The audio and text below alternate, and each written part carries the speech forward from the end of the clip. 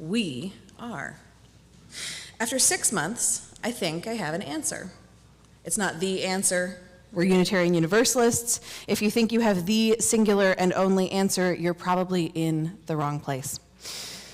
But here's what I've got so far about this place. What do we worship? Community. A community tied together by love, service, and our welcoming faith. All kinds of love, all kinds of service, and all kinds of faith.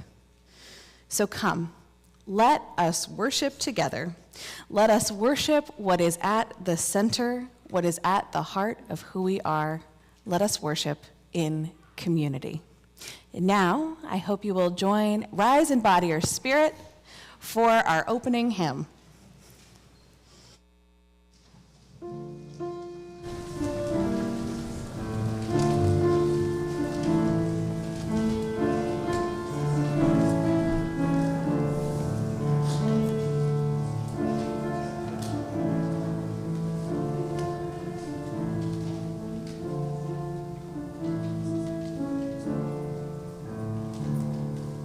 Return again, return again, return to the home of our soul.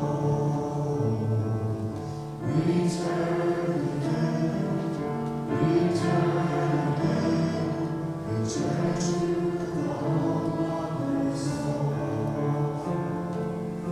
Return to who you are, return to what you are.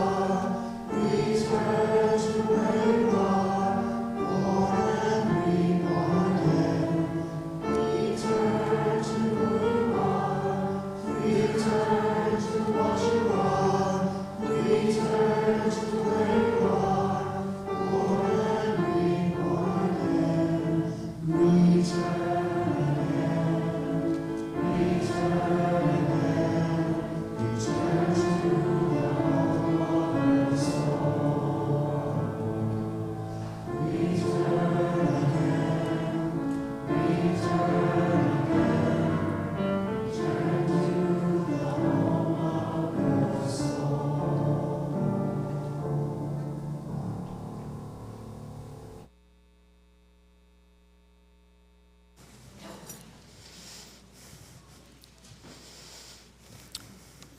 The Wonder Box.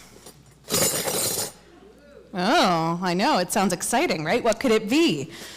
What could it be? Do we have any young people, very young people, ideally under the age of 50, who want to come up and help me with this experiment that I've got in here? This might be a little tricky, there might be some clattering, but if you want to, come on up. Yeah, come on up, awesome, awesome, awesome.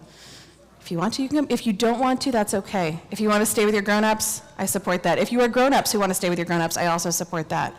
Okay, all right. So, what's in the box? Silverware? Spoons. Interesting. Okay, who wants a spoon? Me. Ah, okay, good. Everybody take a spoon. Can I have the big one? Sure, you can have the big spoon. Yeah, absolutely. Here, Bets, you can have this spoon. Anya, do you want spoons? It has engravings on it. Ah, interesting. So all these spoons are different, right? Oh, I picked exactly the right number of spoons. This is amazing. Yeah, all of these spoons look different, right? But what are we going to do with this spoon? Well, it's an old party trick. It's a balancing act. So you take the spoon and you try and balance it on your finger. You have to find the right spot on the spoon. It's okay if it drops. Exactly. Beautiful illustration. Thank you. I've done this with a knife. You've done this one with a knife. Well, we're not going to do that. That's too exciting for me. All right, so we're balancing the spoon, but sometimes the spoon drops, right? Exactly. If we shake, if we wobble, if we pick the wrong spot on the spoon, it hits the ground, right? Because this is what we're all trying to do. We're all trying to find that balancing point, that center for who we are and what we do. And it's tricky. The center of the weight. Oh, there's a strong metaphor. Ah, the balancing point, exactly. So this is what we're all doing to find our center, to find the balance. Now, if you're really advanced, you can try balancing it on your nose. That's tricky with masks.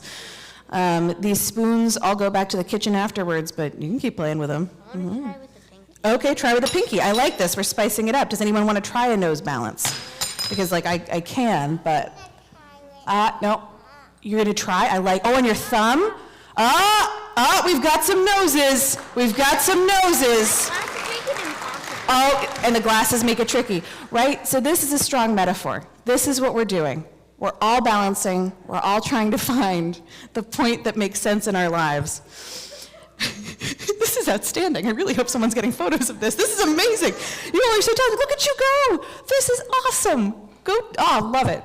All right, and so phenomenally, these amazing young people are now going to go to their classes. Yes, you can stand next to the big kids. Good job.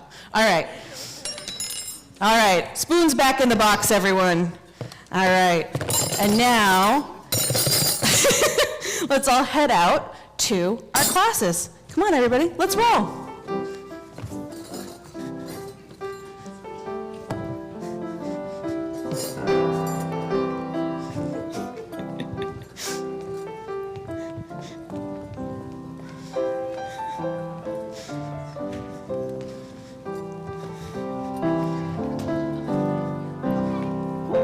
No, you're good.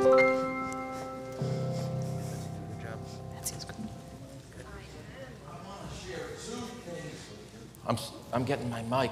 The first thing is I'm really appreciating our ministerial intern, Caroline Bright.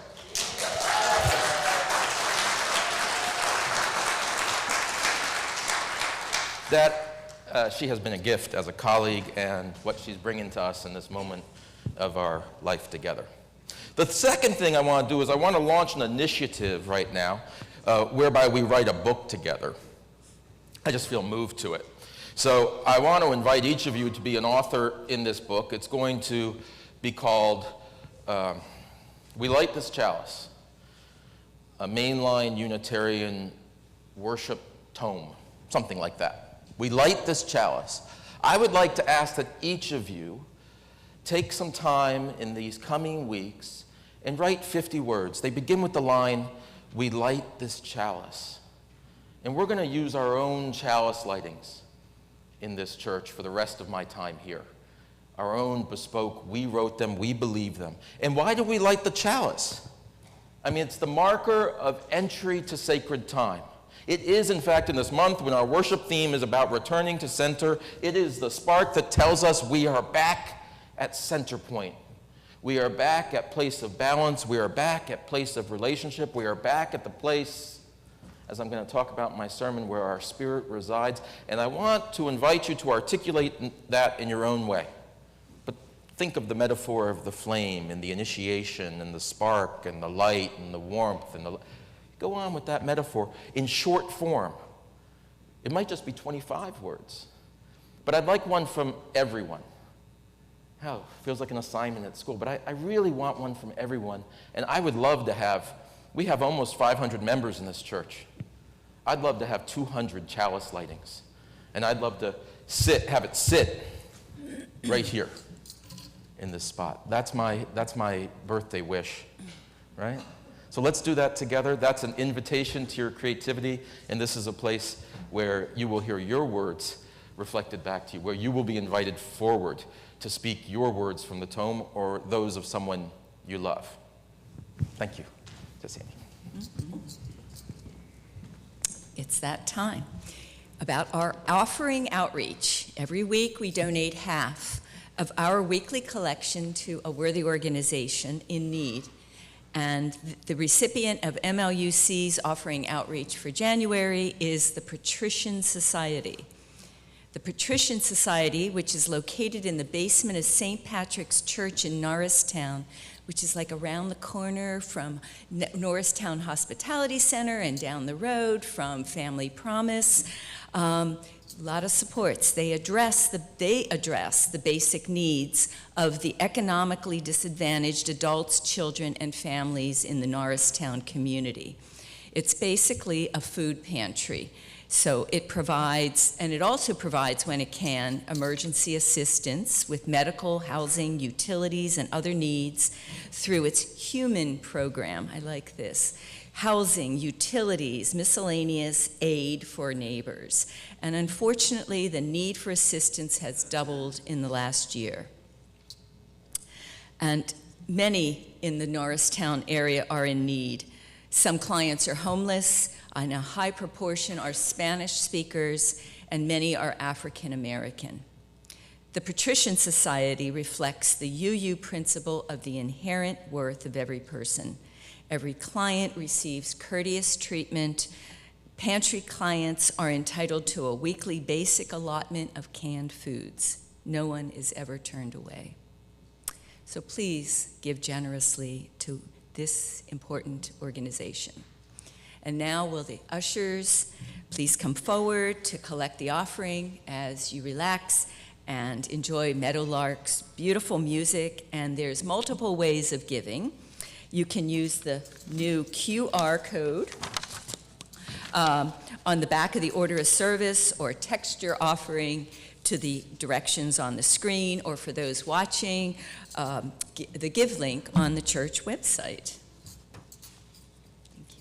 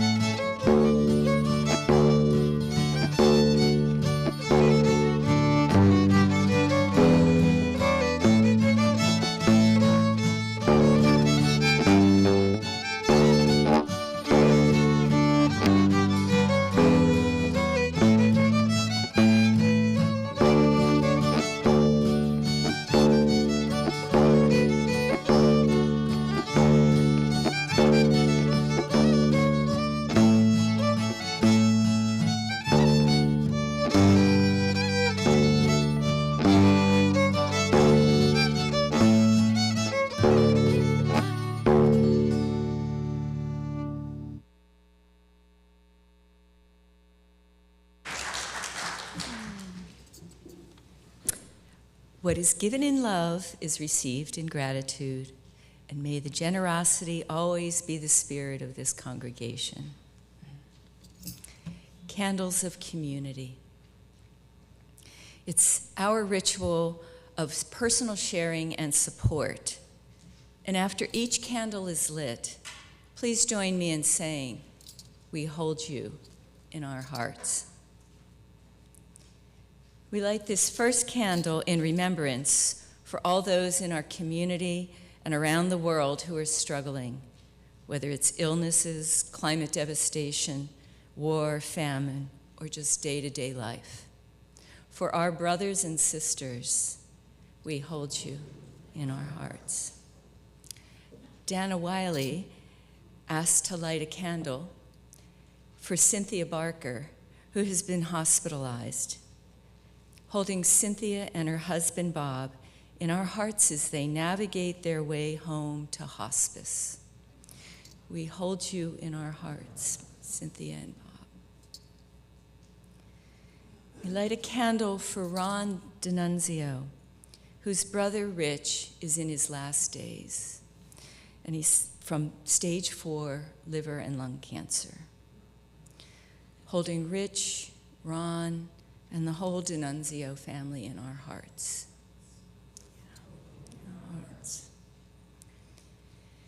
Judy Wilson asked to light a candle of sorrow, as today would have been the 50th anniversary of the U.S. Supreme Court's decision in Roe versus Wade to recognize the constitutional right to an abortion. To all those who suffer from this overturned decision, we hold you in our hearts. And for joys and sorrows, unspoken or too deep for words, we hold you in our hearts.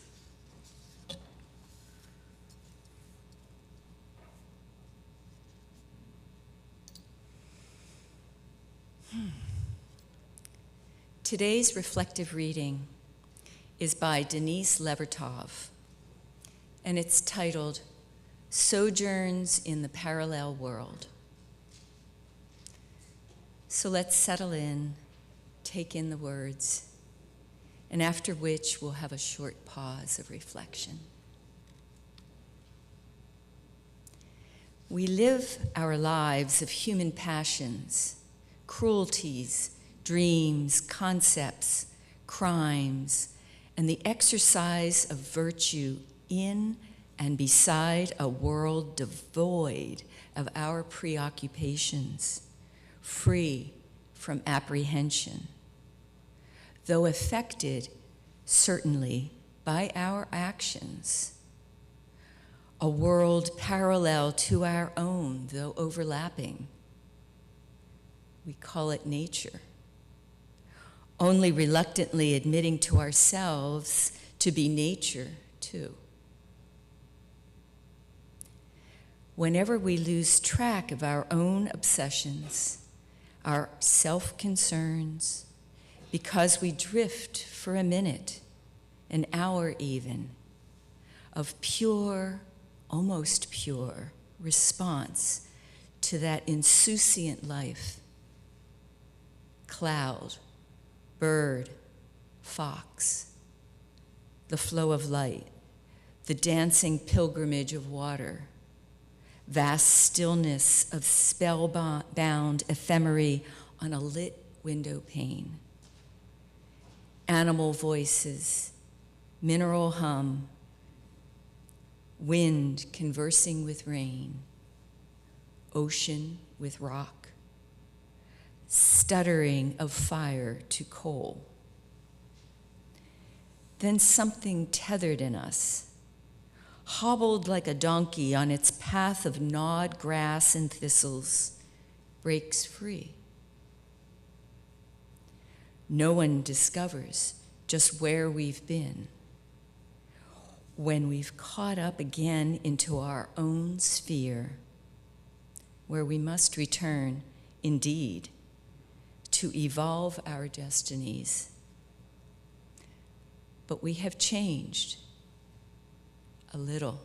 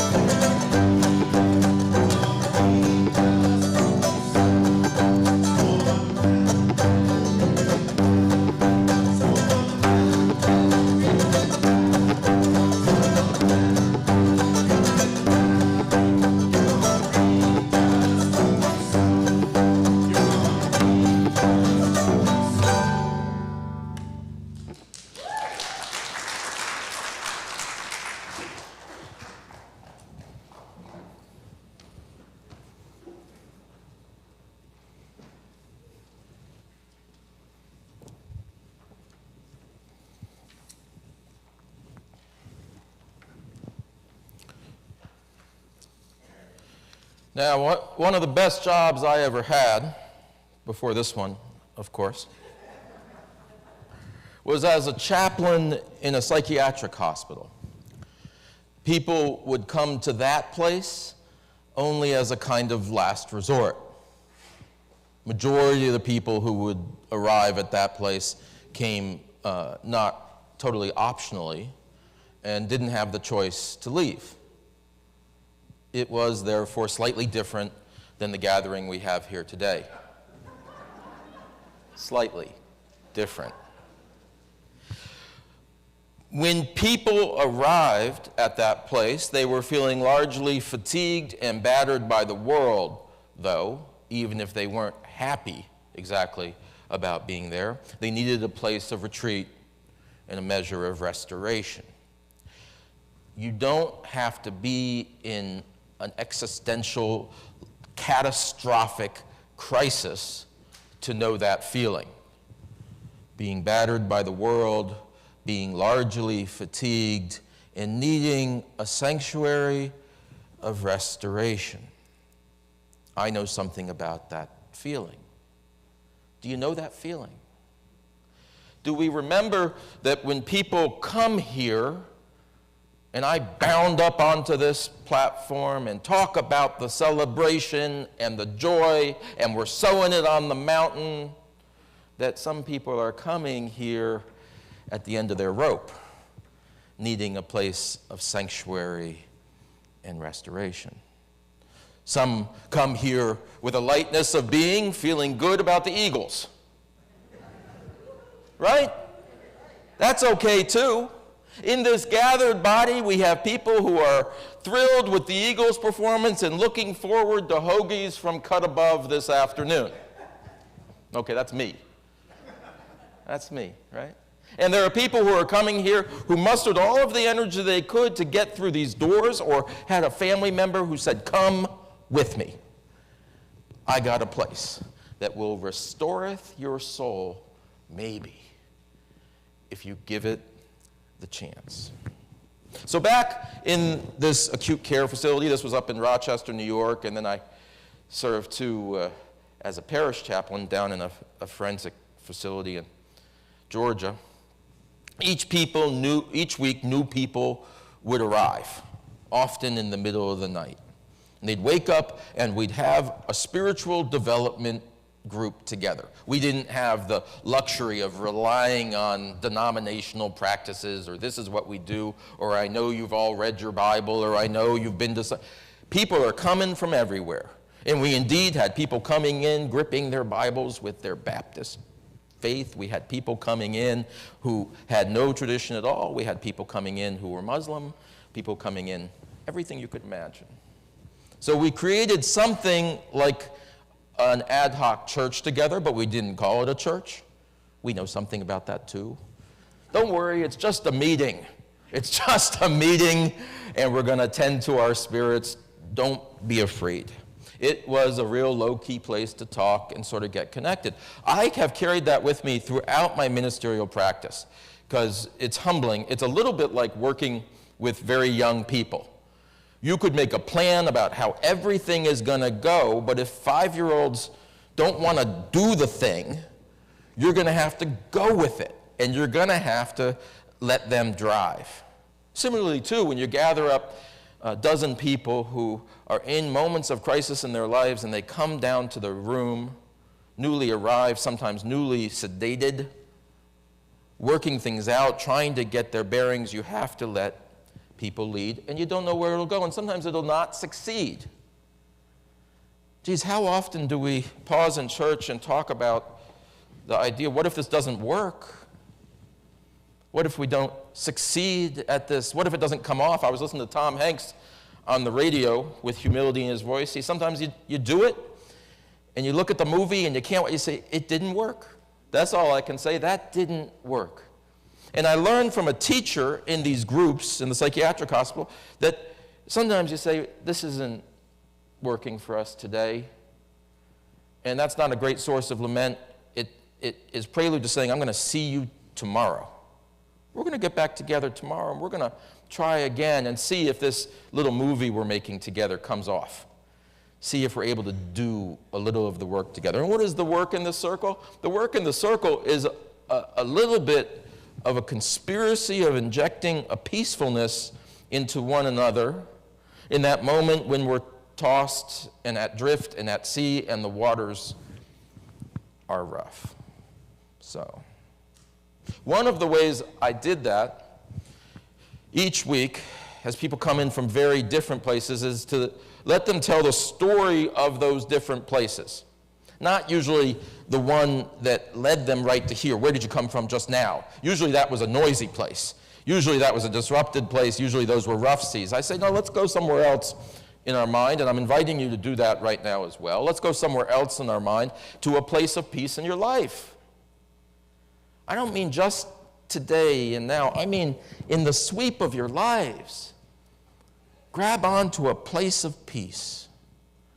And let's lift that up. There, I'd say, go ahead and draw us a picture, because I want some show and tell going here. You can do that in this room. Dawn Star usually puts out some drawing materials, so you can start drawing now.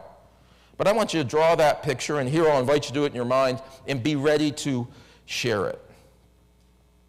Incredibly transformative moment. Sometimes that was a story, and someone would hold up a picture of their grandmother's house and say why at home there was difficulty, maybe violence, but never at grandmother's house. Had a lot of stories at grandmother's house. And that resonated for me because my grandma's house was a wonderful retreat in somewhat different ways. Sometimes it was places that surprised me because they weren't typical places. They were the neighborhood basketball court, people would say. And I never thought about that as the safe place of the spirit, where people receive you, play with you, laugh with you, roll with you, run with you, breathe with you. And I learned those stories, and I thought, gee, I want to play basketball. Sometimes it was Coney Island, all the way at the bottom of that train line, a long ride. Sometimes it was Coney Island. So I invite you right now to join that circle. You've not been institutionalized in the same way, but you've come to this place where we have a conspiracy of working together to touch the peaceful places in our lives and maybe port something from them. But let me hold that for a minute and just picture a place of peace, a place where your spirit was able to breathe. Where in your life was that place? And get a picture.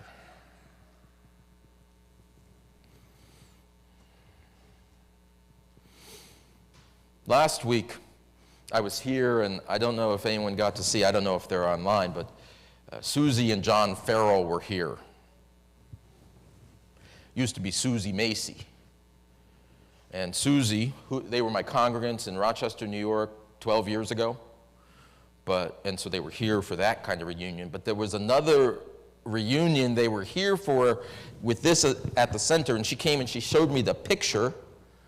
She was 6 years old, standing next to Mason McGinnis in front of a mansion that was here. And she remembered that. She says, tell them, show them this picture. And I've come back. I don't know, that might have been more than 50 years ago. It was more than 50, it must have been more than 60 years ago. She came back to center, and for her, this was the place. This morning, we're blessed to have Reverend Andrew Weber lighting our chalice. Andrew and I have been retreating over at Pendle Hill for a few days. And across the table, he was telling me about the old mansion, right? Remembering the center staircase. And so I plant the seed that this might be the place of your imagination, that there might be children of the church who are out there, and when they're asked to draw the picture and to share the sanctuary spot, they're drawing pictures of you, right? They're drawing pictures of this house. They have their eyes closed and they're describing the old staircase. Or in this generation, maybe they're describing the wonder room as the place that they were encouraged and nurtured. Maybe they're describing the old armchair we have at the back of the room where they got to sit in their mom's lap while the preacher went on and on and on, right? Maybe that's the memory. Maybe we're making the safe space right now. Right now, right now. Maybe we're constructing it. I would often show up at that spiritual development group the way I show up at many things in church, completely unprepared. Though I had done it before, so when it was my turn, I would always draw. I wouldn't bring my drawing from home. I could bring pre-produced material, but I would always draw something with them, and whenever my mind didn't have anywhere to go, sometimes I'd grab onto Star Island, right? The Cordises are here. We got some Star folks here, so when you go see Ron and Kathy this afternoon, that kind of Star Island. And I'd sometimes draw people a picture of Star Island, you know. The drawings never got any better, I mean, technically, but I found new ways to describe Star to my audience each week. Mostly they were new. Some of them were there for 6 months, and so they got really familiar with Star Island. They could tell you different spots on the island and how you got around, and I would expect some of them could be there right now. So influential was my recommendation to them each week. And for me, in the practice of thinking and rethinking, Star Island is one of our retreat centers off the coast of New Hampshire. Rocky outcropping, old hotel, beautiful seas.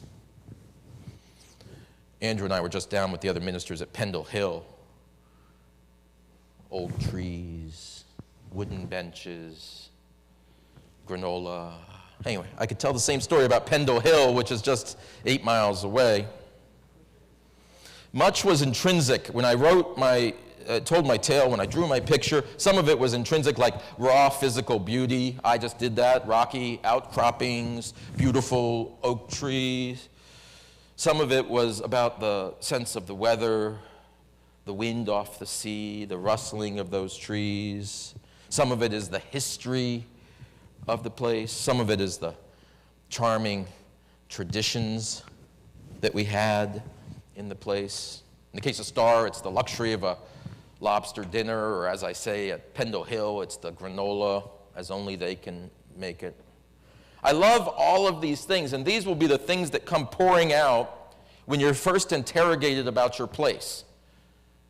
Someone says, why should I go to this wonderful resort in St. Lucia? You're going to say all those things too, right? What's good about that restaurant? Well, you should have this app. Okay. I think that's normal. I'm in search right now. I can give you another parallel example. As you're in search, I'm in search. We'll see. But I've talked to a series of churches, and I ask them, what's special about your church? Tell me what's important about your church. And I have learned that people will rush to those things like, it is so beautiful, you should see our backyard. I was like, okay. List of things. We built a new addition. You should see it. We got new pews, or chairs nowadays. We got new chairs. They're lovely. I love these things. I recognize the gift of those material things, but these are incidental only. I wish to remind us. They are side dishes and not the main course. The main course, always in these places of restoration, the main course is always spiritual rather than decorative. We come for the Spirit, and we create places that kindle that Spirit. We light this chalice, places that spark the Spirit, that it may expansively grow around us, or places that don't. It's not about the decoration. We are blessed by our beautiful house. We are blessed by going to places by the ocean. Maybe we all do so. But that is not the central blessing to which we must attend. The central blessing is, yes, made by the people, but in some way it is not the specific people. I hear that too. What is important about them? Oh, my friends. Let me name them. I like Frank, and I like Mike, and I like Alyssa. No. I love them too. What about this place brings the magic? It's what those people do together, the conspiracy of kindling the Spirit, that makes it a restorative sanctuary of hope. I was talking to a bunch of colleagues who right now are in a different situation. They're helping to sell the buildings that they meet in. There's a lot of heartbreak right now in our denomination. Post-COVID, the numbers are down. Congregations on the edge economically, dwindling, aging, and we can't keep this beautiful space. And that's not our congregation, and I am grateful for that.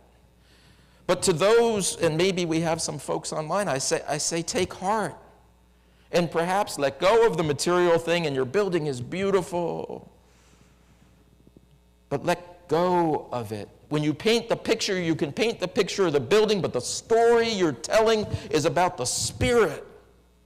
And so for those of us who are blessed, as we are, with a homestead, a roof over our heads, some material things, let us not be distracted by them.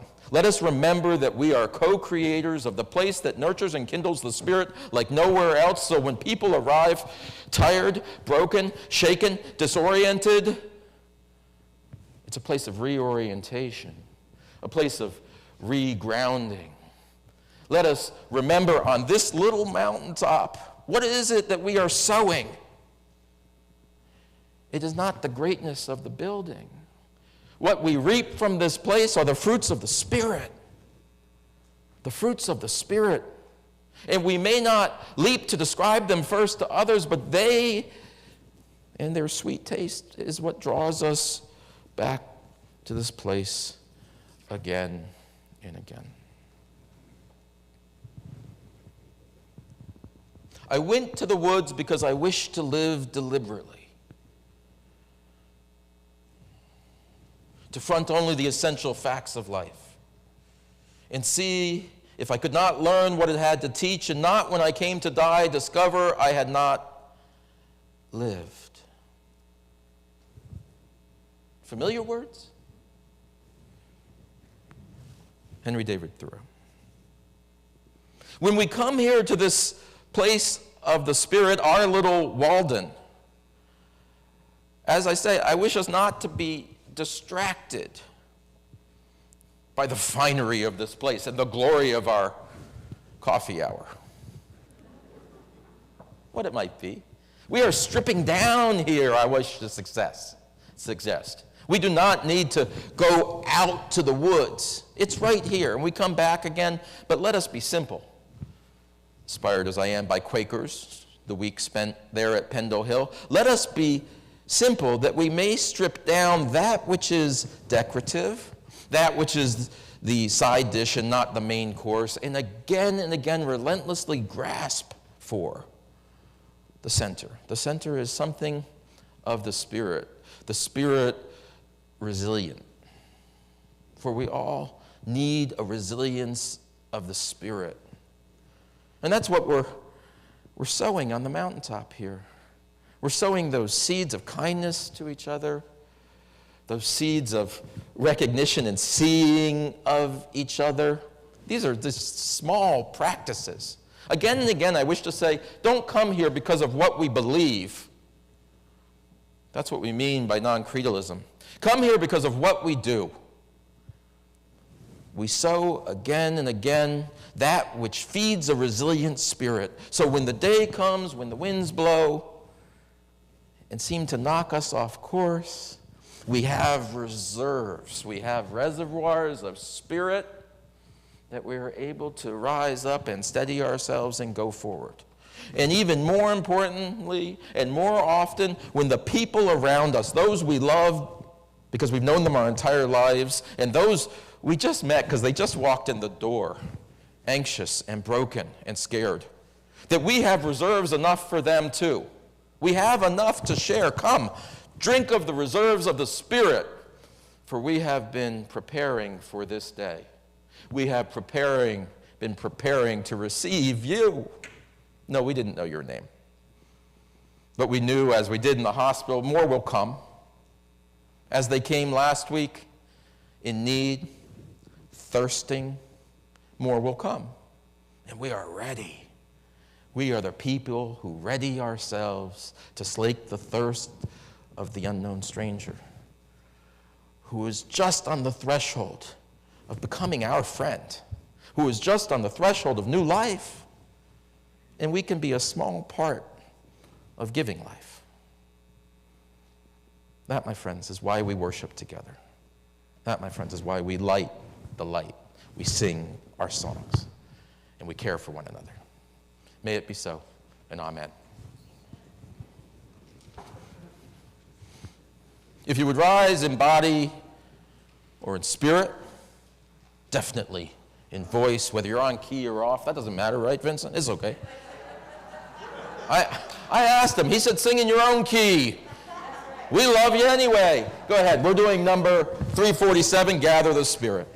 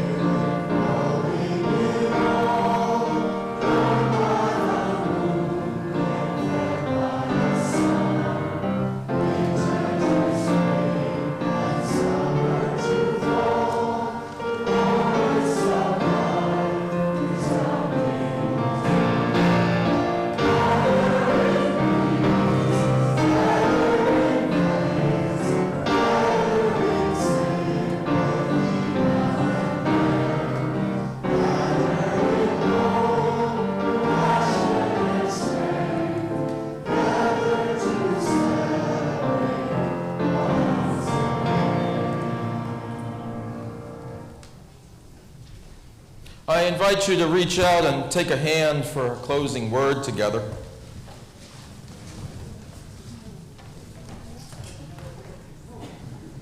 Let a musician in if you can. Musicians are people too.